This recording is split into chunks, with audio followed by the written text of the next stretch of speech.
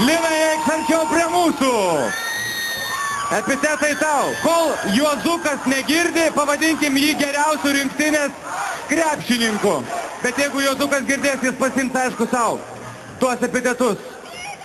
Linas buvo išrinktas į geriausių žaidėjų simbolinį penketą.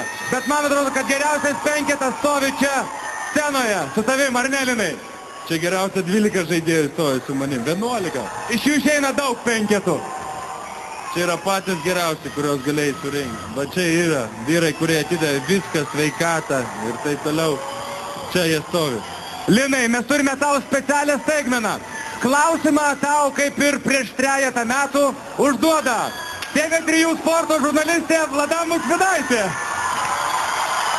Sveiki visi. Tai Linai, tai kaip šventės?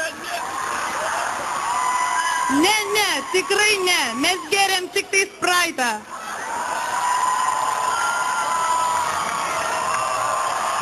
O kas? O gal negali? Pergalė šampanas tegulėjas visoje Lietuvoje šiandieną. Aš asmeniškai ne, dėl vyrų nežinau. Paplokime. Super. Linas Kleiza.